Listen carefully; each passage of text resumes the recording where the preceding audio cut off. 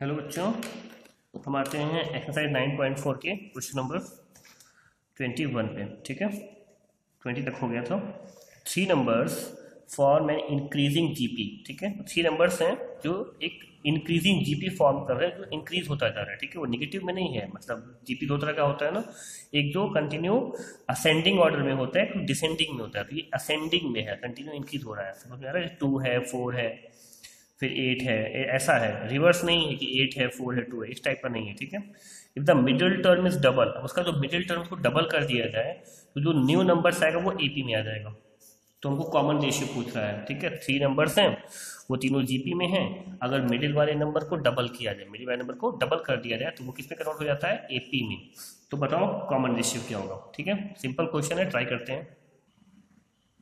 तो क्वेश्चन कह रहा है कि 3 नंबर जीपी में है, तो लेट जीपी, मैंने पहले बताया था अगर नंबर जीपी में होंगे तो हमारा फर्स्ट नंबर होगा a upon r, second number a, third number a r, इसी फॉर्म में लेंगे। ठीक है, जीपी में है।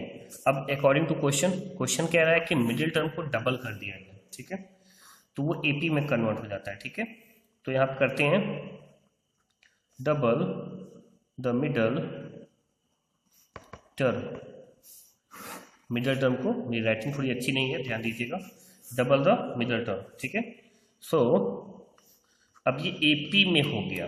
ठीक है, अब ये एपी में हो गया जब हमने इसको ए अपॉन आर, इसको 2a कर दिया और ये ए आर कर दिया। समझ में आ रहा है ना? कुछ किया नहीं, इसको डबल कर दिया। अब एपी का एक रूल है क्या, कि अगर ये एपी में है तो दिस माइनस दिस, इस टर्म से इस टर्म को माइनस कर देंगे तो इस टर्म से इस टर्म को माइनस करेंगे, वो इक्वल होगा। मतलब कॉमन डिफरेंस जो होता है डी से कहते हैं, जिसे हम डी कहते हैं, वो क्या होता है? किसी भी टर्म से माइनस कर दो उसकी प्रीवियस टर्म को, इज इक्वल टू किसी भी टर्म से अगेन माइनस करो उसके प्रीवियस टर्म को। समझ में आ रहा है? इस 2a को इधर लेके आएंगे तो 2a पहले से है, इधर आ जाएगा, plus 2a is equal to A R, यूजर किया प्लस ए अपान आर। समझ में आ रहा है कि नहीं? ये हमारा 2a क्या हो गया? 4a is equal to A R plus A upon R. समझ में आ रहा है? इसको लिखेंगे 4a, यहाँ से a कॉमन हो सकता है, ले लो कॉमन, तो r plus 1 upon R, both side a खत्म, तो 4 is equal to r plus 1 upon R. समझ में आ रहा है ये चीज़? अब इन सब में r से मल्टीप्लाई कर दो। ठीक है, तो इसमें मल्टीप्लाई करोगे तो 4 इंटू आर, इसमें करोगे तो r इंटू आर, और इसमें करोगे तो 1 अपान आर इंटू आर। ठीक है, यहाँ पे लिख दो मल्टीप्लाई बाई आर। समझ में आ रहा है ये चीज? अभी क्या करेंगे, ध्यान से देखिए। ये हो गया 4r is equal to R square, और ये r से r फिनिश, तो ये हो गया प्लस 1। ठीक है, इसको इधर लेके जाएंगे तो ये 0 is equal to R square plus 1 minus 4r। इसको अच्छे से लिख लेंगे, तो R square minus 4r plus 1 is equal to 0। ठीक है, ये हमारा एक क्वाड्रेटिक इक्वेशन फॉर्म हो गया है। लेकिन ध्यान दीजिएगा, ये जो है ना, ये फैक्टराइजेशन मेथड से बोलते हैं स्प्लिट रूल, उस मेथड से सॉल्व नहीं होगा। इसलिए इसको हम करेंगे श्रीधराचार्य फॉर्मूले से। कैसे?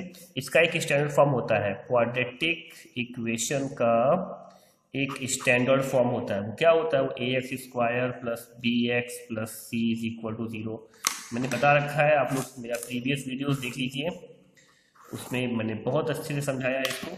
इसको कंपेयर करेंगे इससे, तो यहाँ पर जहाँ एक्स है वहाँ पे आर है। ठीक है, तो ए का वैल्यू हमारा 1 हो जाएगा, बी का वैल्यू हमारा -4 हो जाएगा, और सी का वैल्यू हमारा +1 हो जाएगा। ठीक है, अब यहाँ पे हम यहाँ पे एक्स निकालते हैं, यहाँ पे आर है तो आर निकालेंगे, तो आर इज इक्वल टू हो जाएगा plus minus B, sorry minus B plus minus under root B square minus 4ac, इसे डिस्क्रिमिनेंट भी कहते हैं, अपॉन 2a। ठीक है, इसको ये समझ में नहीं आ रहा, उसको प्रीवियस वीडियो देखना पड़ेगा। ये हमारा सीधा फॉर्मूला है। ठीक है, ये a है, a। अब यहाँ पे क्या करेंगे, ध्यान से देखिए। यहाँ पे r निकालने के लिए हम माइनस बी, तो b का वैल्यू -4 है, तो माइनस फिर -4 plus minus under root B square, मतलब -4 का स्क्वायर इंटू -4 इंटू ए का वैल्यू 1 इंटू सी का वैल्यू अगेन 1 अपॉन 2 इंटू ए का वैल्यू 1। ठीक है, समझ में आ रही है ये चीज़ आपको?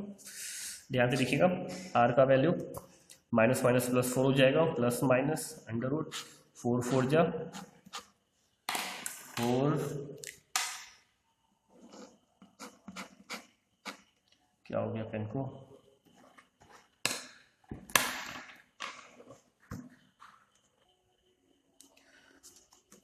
तो ये हो जाएगा 4 4 16, ठीक है, प्लस 16 माइनस 4, ठीक है, अपॉन 2 1 2। समझ में आ रहा है आपको? अभी ध्यान से देखिएगा, तो r is equal to 4 plus minus 16 में से 4 किया, आपका ये हो जाएगा 12, तो अंडर रूट 12 अपॉन 2। अभी क्या हो जाएगा, 12 को हम क्या लिख सकते हैं बताओ? 12 बोल सकते हैं 2√3, ठीक है, इसको आप करना देख लोगे, इसको फैक्टर करके समझ में आ जाएगा, प्लस 4 प्लस माइनस 2√3 कर सकते हैं, ठीक है, अपॉन 2 करेंगे, ठीक है, यहाँ तक समझ में आ रहा है आपको? देखिए यहाँ तक समझ में आ रहा है। अब उसके बाद यहाँ से क्या करेंगे, r इज इक्वल टू, यहाँ से 2 कॉमन ले लेंगे, तो ये हो जाएगा 2 प्लस माइनस √3 अपॉन 2, ठीक है, तो ये 2 इस 2 से फिनिश। तो r के दो वैल्यू आएंगे, पहला 2 प्लस √3 और दूसरा r is equal to 2 minus √3, ठीक है। तो हमें क्वेश्चन ने कहा था कि जो जीपी है उसका r निकालो, और वो जीपी जो है वो इंक्रीजिंग है, ठीक है, मैंने पहले बताया था इंक्रीजिंग है। देखो ये r इंक्रीज होता जा रहा है, ये देखो निगेटिव में है ना, 2 में से ये माइनस हो रहा है, ये कम हो रहा है, और ये प्लस हो रहा है, ये ज्यादा होता जा रहा है, मतलब यहाँ पे ये r इंक्रीजिंग में है, इसलिए हम हमारे लिए r का जो वैल्यू आएगा वो 2 प्लस √3, बिकॉज जीपी क्या है, इंक्रीजिंग में, तो ये हमारा आंसर। समझ में आ गया आपको? बच्चों हम आते हैं क्वेश्चन नंबर 22 पे, ठीक है, 22nd पे आते हैं। यहाँ पे दे रहा है कि 3 numbers whose sum is 70, 3 numbers हैं जिनका सम करने पे 70 आता है और वो जीपी में है, ठीक है। If each of extremes is multiplied by 4 and the mean by 5, the number will be in AP, find the number। ये क्वेश्चन थोड़ा समझ में नहीं आ रहा होगा आपको, ठीक है, तो देखिए मैं इसको एक तरफ से समझाता हूँ आपको। 3 नंबर्स हैं, हम मान लेते हैं ABC हैं, अभी हम यहाँ पे एक एग्जांपल दे रहा हूँ मैं, ठीक है। आप कहेंगे सर ये जीपी में है, तो आपने कहा था कि आप A/R, फिर उसके बाद A/R A और AR मानो, आप ऐसे क्यों नहीं मान रहे हो? तो मैं बताऊंगा आपको, अभी यहाँ पे सिर्फ एक एग्जांपल दे रहा हूँ, ठीक है, देखो ध्यान से। तो यहाँ पे कह रहा है कि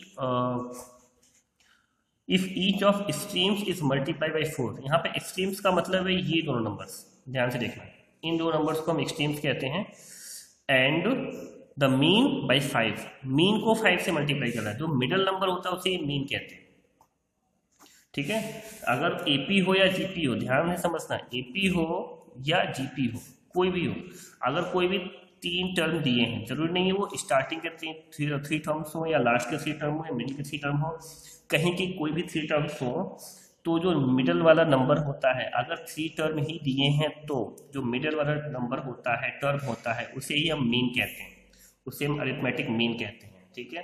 क्यों मीन होता है? देखिए मीन का मतलब होता है एवरेज, ये आप जानते होंगे, आपने स्टैटिस्टिक्स में पढ़ रखा है इसको। तो अगर हम कोई भी ऐसा नंबर लें जो एपी में हो या जीपी में हो, ठीक है, एग्जाम्पल लेता हूँ मैं एपी का ही, एपी एग्जाम्पल लेता हूँ, जैसे 2 4 6, ठीक है। अब देखो इस मीन का मतलब होता है एवरेज, मतलब अगर हम तीनों को प्लस करके अपॉन 3 कर दें, 2 + 4 + 6, इसी को बोलते हैं एवरेज, जानते हैं आप लोग। 3 कर दें तो हमेशा मिडिल टर्म आ जाएगा, कैसे? 4 और 2 6 और 6 12, 12 अपॉन 3, 3 4 जा 12, देखो 4 आ गया, आया कि नहीं आया? तो कोई भी नंबर एपी में हो या जीपी में आप करके देखिएगा, अगर कोई भी 3 नंबर लेते हो जो एपी में हो या जीपी में हो, ठीक है, उन तीनों को प्लस करके अपॉन 3 कर दे तो हमेशा मिडिल टर्म आ जाता है, इसीलिए मिडिल टर्म को हम बोलते हैं मीन टर्म बोलते हैं, ठीक है।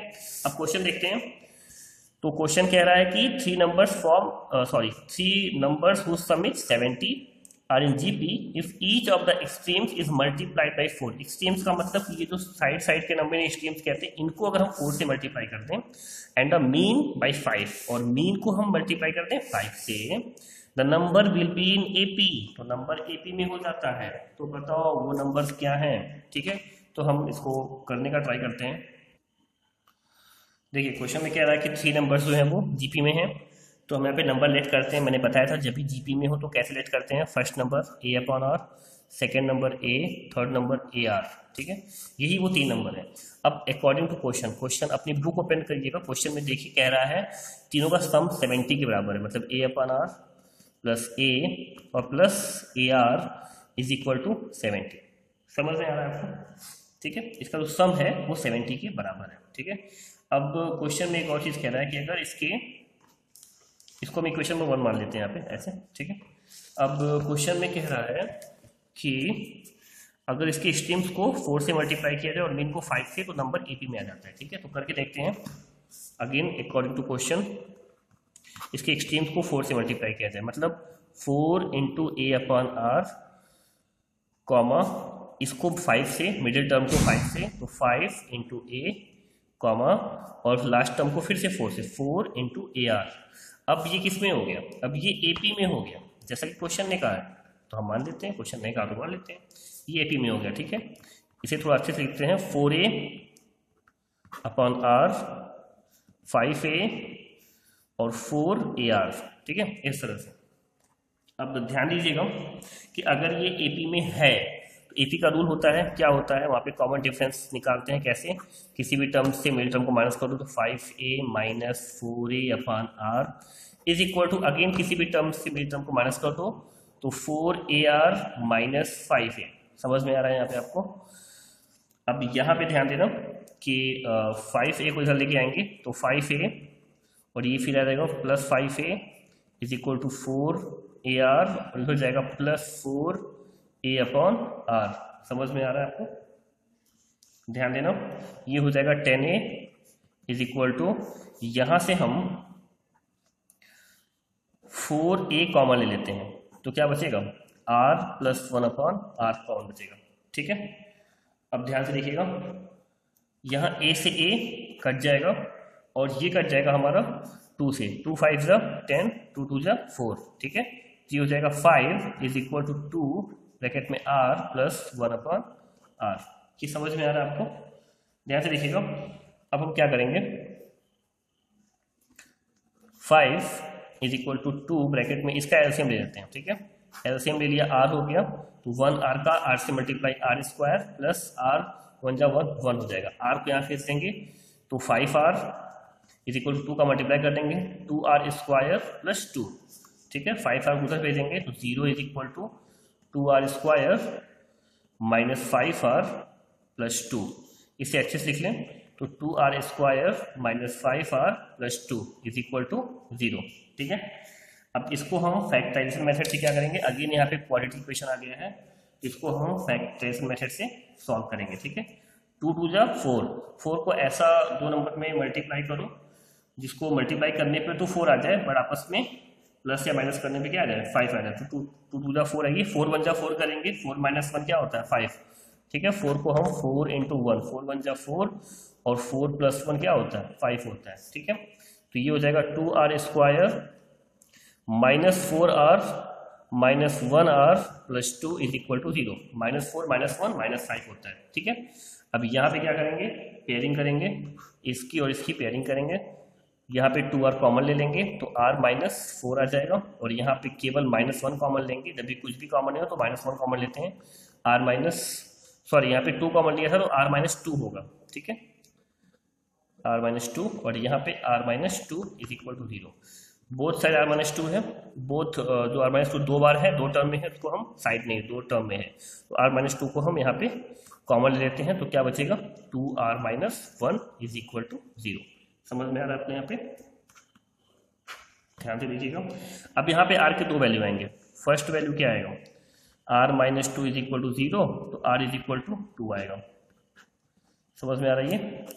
दूसरा 2r minus 1 is equal to 0, तो 2r इज इक्वल टू 1, तो r is equal to 1 upon 2 आएगा। समझ में आ रहा है आपको? तो यहाँ पे आपके r के 2 वैल्यू आ गए हैं।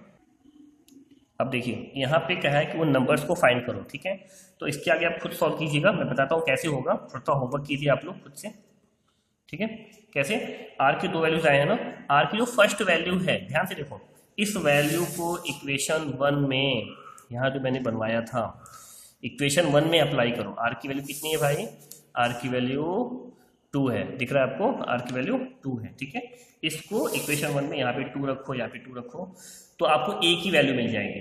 जब a की वैल्यू मिल जाएगी तो a और r से आपका इसमें आप रखोगे। ठीक है, इसमें, ठीक है, जो भी आपकी वैल्यू आएगी, जब आप r की वैल्यू 2 रखोगे तो आपकी a की वैल्यू 20 आएगी। मैं पहले बता दूं, a की वैल्यू जो है वो 20 आ जाएगी और r की वैल्यू आपकी 2 है। तो यहाँ पे आप रखोगे 20/2, तो हमारा आपका जो पहला नंबर आएगा वो आ जाएगा 20/2, दूसरा आपका हो जाएगा 20 और तीसरा हो जाएगा 20 × 2। तो ये आपका हो जाएगा 20/2 करके 10 हो जाएगा, ये 20 हो जाएगा और ये 40 हो जाएगा। तो इस तरह से आपका ये बन जाएगा। समझ में आ रहा है मैं कैसे बता रहा हूँ आपको?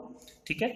सेकेंड टाइम आप r की वैल्यू 1/2 लेके चलोगे और इक्वेशन 1 में अप्लाई करोगे, अगेन आपकी a की वैल्यू आएगी। ठीक है, a की वैल्यू अगेन 20 आएगी। मैं फिर बता रहा हूँ, जब इसको आप r की वैल्यू 1/2 रखोगे ना, तो आप देखोगे a की वैल्यू अगेन a की वैल्यू 20 ही आएगी।